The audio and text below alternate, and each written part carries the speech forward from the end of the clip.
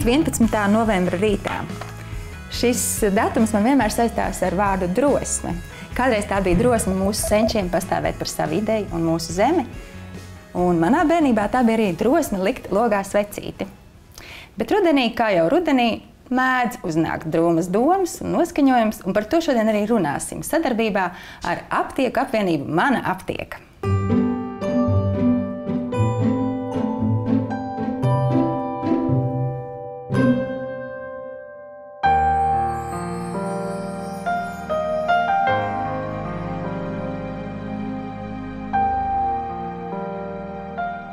Vai jūs jūtat nogurumu, enerģijas trūkumu?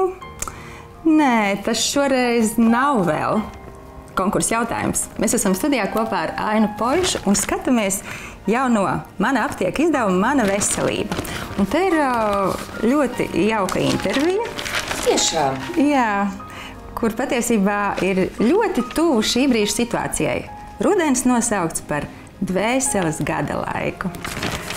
Bet šoreiz pat tiešām mēs runāsim par to, kā pārvarēt rudens nogurumu, ja tā var teikt, pārslodzi, un arī par depresiju. Bet par depresiju droši vien mums jārunā tā kā drusku precīzāk. Vai tiešām mēs vienmēr lietojot vārdu depresija, varam teikt, ka tā ir diagnoze? Noteikti nē. Tas vārds ir ienācis ļoti mūsu leksikā un par daudz goda viņam ir. To es šķiet varbūt minēju. Es ceru arī šajā intervijā, ka ja mēs piešķiram pārāk lielu nozīmi un tā tēma velk cilvēku vairāk uz tādu slimīgu sajūtu, nevis uz veselīgu sajūtu, tad tas nav īsti godīgi pret to resursu, kas arī mūsos dzīvo, kam arī jāpiešķir lielāka nozīme. Man liekas, ka šajā raidījumā vairāk runā par cilvēku veselību, nevis par cilvēku slimībām. Ir tā? Jā. Jo es domāju, depresīvām tādām sajūtām ir tiešām jānovēro ilgstošāk tie simptomi, vismaz 2 nedēļas. Tad varētu sākt domāt, vai tas neieilgst, ka tā varbūt nav tikai epizode, kas vienkārši ir sakrājies no neizgulēšanās, no pārslodzes, no gaismas trūkuma vai no kaut kādiem notikumiem, neatrisinātiem konfliktiem. Tad varētu sākt domāt un pakonsultēties ar kādu gudrāku cilvēku, lai viņš novēro no malas.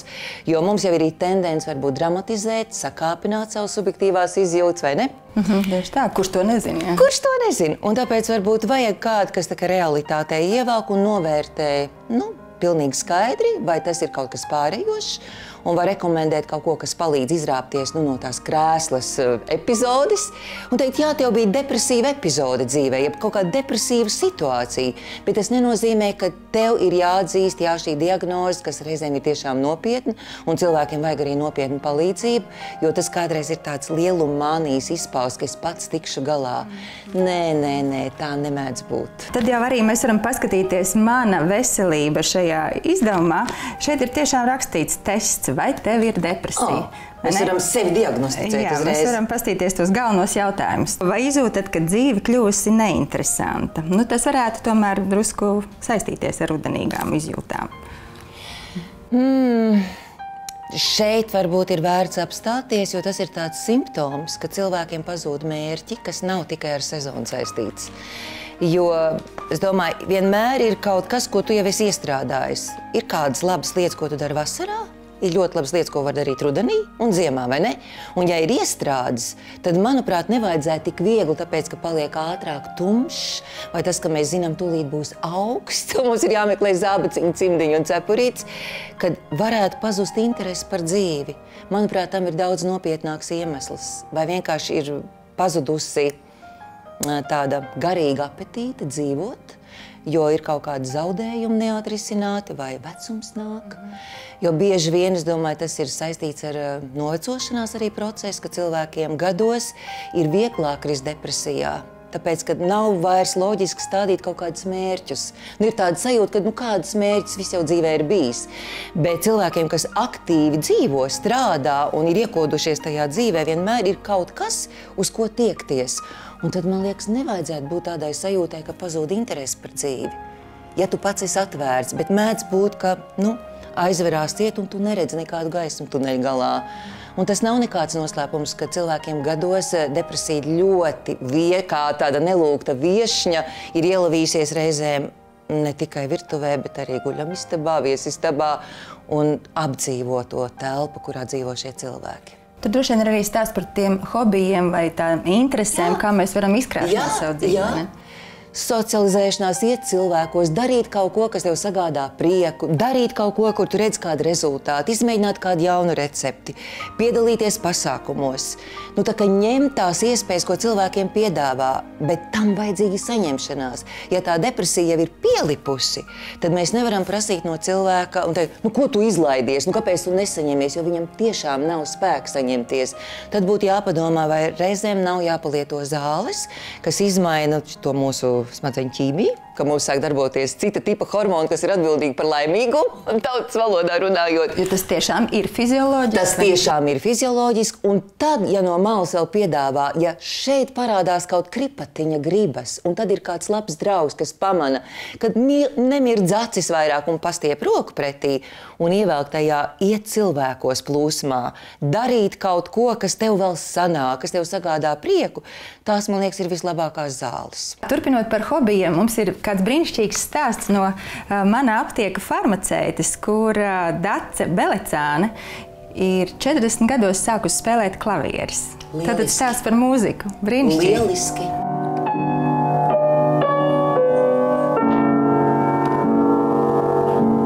Tā klavieru spēle, teiksim, tas ir tāds nepiepildīts bērnības dienas sapnis, jā.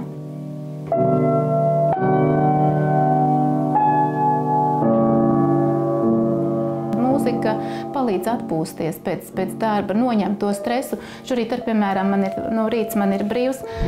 Praktiski katru dienu es tomēr pie tām klavierēm gribu piesaisties. Ja? Un ilgais ceļš kāpās bija pirmais skaņdarbs, jo man liekas, tas ir tāds dvēselisks, pārdzīvojumu pilns, kā es varu teikt, par manu dzīvi, par ikviena cilvēka dzīvi ilgais ceļš kāpās. Ka mēs ejam, ka mēs daram, kad ir tās pārdomas, ir kāpumi, ir cēlumi attiecībās. Tā ir mūsu ikdiena.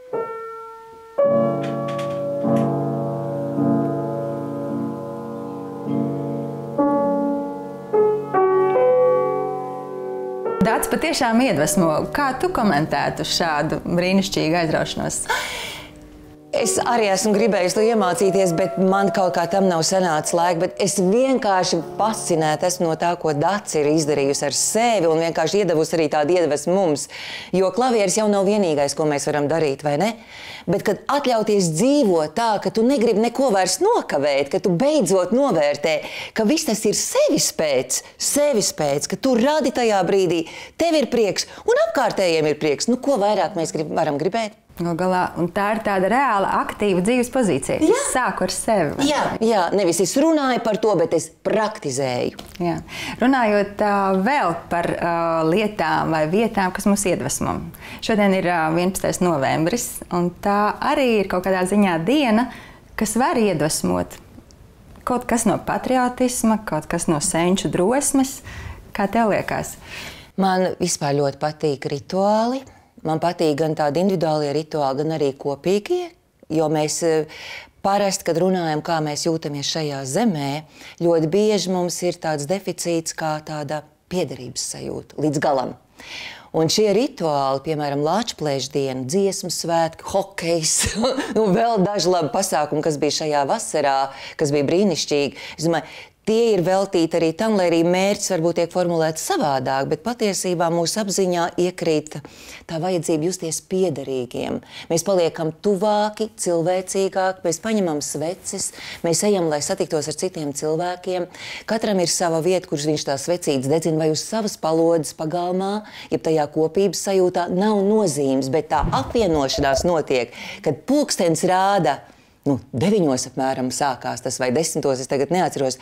To laiku, liekas, tās enerģijas saslēdzās, un mēs esam šeit, un mēs atdodam godu savai pagātnei, savai vēsturei, lai sasmeltos tādu spēku dzīvot rītdienai, vai ne? Cik vienkārši. Un sveces patiesībā jau arī ir tiešām pārnestā nozīmē dot gaismu. Dot gaismu, un sevišķi tumšajos mēnešos. Aini, paldies liels par sarunu, un varbūt tiekamies šovakar Krastmalā. Sarunāts. Jā. Bet jums, skatītāji, vēl turpināsim ar konkursu jautājumu. Skatītāji, tātad konkursa jautājums ir šāds. Jums ir jāatrod novembra mēneša jaunais Mana veselība izdevums. Jāatrod intervija ar Ainu Poišu Un šajā intervijā ir paslēpti īpaši burti, kas jums ir jāatrod, un no tiem ir jāizveido vārds. Un pirmiem 5 pareizās atbildes autoriem būs dāvanu karte no Mana aptieka 10 eiro vērtībā. Jums ir jāzvana pa ekrānā redzamo tālruni pusstundu pēc raidījuma. Lai jums veicas!